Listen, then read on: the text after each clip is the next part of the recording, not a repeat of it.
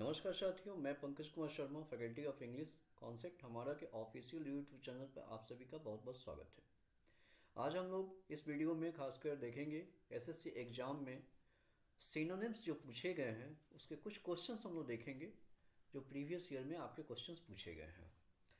और यह जो क्वेश्चन होंगे हैं तो आपके वर्ड इंग्लिश में, लेकिन हम लोग यहाँ पे देखेंगे एकदम कम्प्लीटली हिंदी के अकॉर्डिंग देखेंगे कि हिंदी के अकॉर्डिंग जब हम सोचते हैं तो बहुत सारे वर्ड्स जो हैं हमें बिल्कुल उसकी मीनिंग क्लियर हो जाती है।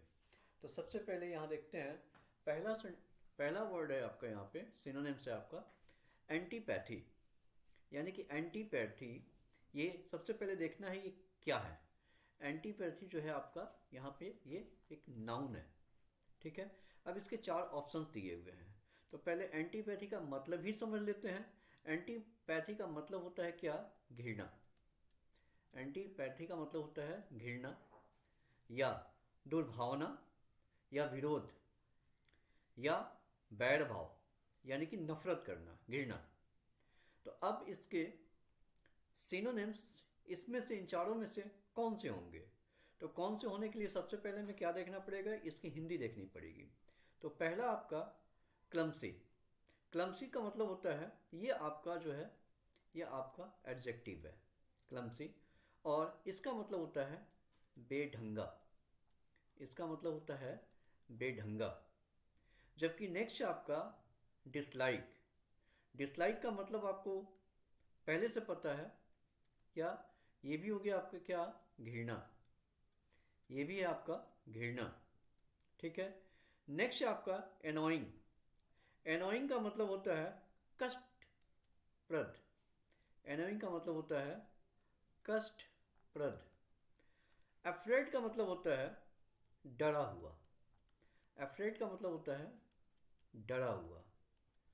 तो इसमें से इन चारों में से हमारा सिनोनिम्स कौन सा सही बैठा? वो सही बैठा कौन सा? एंटीपैथी का, यानी कि घृणा। तो इसका जो आंसर होगा कौन सा है? बी, यानी कि डिसलाइक, ठीक है। अगला हम लोग देखते हैं, नेक्स्ट है एपेरिएशन। एपेरिएशन, अब ये सबसे पहले इसकी मीनिंग हम लोग देख लेते हैं। एप्रिएशन जो है आपका, इसको बोलते हैं छाया। ये इसे बोलते हैं छाया, या इसे बोलते हैं पिशाच। आपने नाम सुना होगा, छाया या पिशाच। जैसे छाया या नहीं तो पिशाच या नहीं तो भूत प्रेत। क्या बोलते हैं? भूत प्रेत, ठीक है। तो अब आते हैं इसके चार ऑप्शंस, यानी कि कौन से हैं। पहला है आपका एवार्ड। एवार्ड आपका क्या है? वर्ब, और इसका मतलब पता है क्या होता है? पुरस्कृत करना। इसका मतलब होता है पुरस्कृत करना। करेक्ट आपका वर्ब है। करेक्ट का मतलब पता है क्या? सही। जबकि आपका स्पिरिट, स्पिरिट का मतलब होता है भावना। स्पिरिट का मतलब होता है भावना। जबकि रिवेंज का मतलब होता है बदला लेना। रिवेंज का मतलब होता है बदला लेना। तो यहाँ पे स्पिरिट का मतलब है क्या? भावना, छाया, और इसका मतलब भूत प्रेत भी होता है। इसका मतलब भूत प्रेत भी होता है, ठीक है। तो ये आपका जो है इसका करेक्ट आंसर जो कौन सा हुआ वो हुआ आपका सी। नेक्स्ट अगला देखते हैं, नंबर थर्ड पे है आपका एजिटेटेड। एजिटेटेड यानी कि ये आपका, इसका मतलब होता है उत्तेजित। इसका मतलब होता है उत्तेजित, ठीक है, उत्तेजित। और अब देखते हैं इसके चार सिनोनिम्स कौन से यहाँ दिए हुए हैं। तो पहला आपका स्टिल। स्टिल का मतलब क्या होता है? ये एडजेक्टिव भी है या एडवर्ब भी है। स्टिल का मतलब क्या होता है? अब तक या अभी तक, अब तक या अभी तक।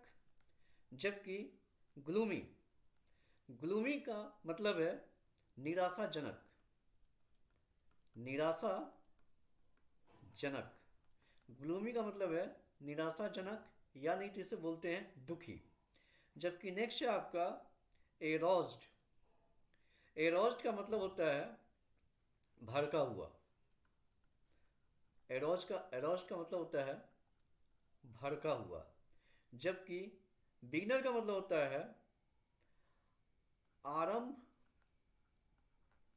करने वाला, आरंभ करने वाला। तो इसका करेक्ट आंसर कौन सा हुआ? एजिटेड यानी कि उत्तेजित, भड़का हुआ। तो इसका करेक्ट आंसर हुआ आपका सी, एरोज्ड। नेक्स्ट अगला देखते हैं। नंबर 4 है आपका एक्टिट्यूटे, यानी कि इसका हम लोग देखते हैं जो मेन है प्रेरित करना। इसका मतलब होता है प्रेरित करना, प्रेरित करना। और प्रेरित करना तो इसका मतलब इसके 4 ऑप्शन जो हैं, जो पहला है आपका ट्रू, ये एडजेक्टिव भी है, एडवर्ब भी है। इस ये आपको पता है, इसका मतलब होता है सत्य। जबकि नेक्स्ट है आपका, अगला है आपका मूव। मूव का मतलब होता है घूमना, घूमना। मूव का मतलब होता है घूमना, या नहीं तो अग्रसर होना, या अग्रसर होना। जबकि नेक्स्ट आपका सेलेक्ट। सेलेक्ट का मतलब होता है चुनाव, सेलेक्ट का मतलब होता है चुनाव। जबकि किल का मतलब होता है मारना, किल का मतलब होता है मारना। तो यहाँ पे जो हम देखते हैं मूव यानी कि घूमना, या इसका मतलब प्रेरित करना भी होता है, इसका मतलब प्रेरित करना भी होता है। तो इसका करेक्ट आंसर हुआ कौन सा?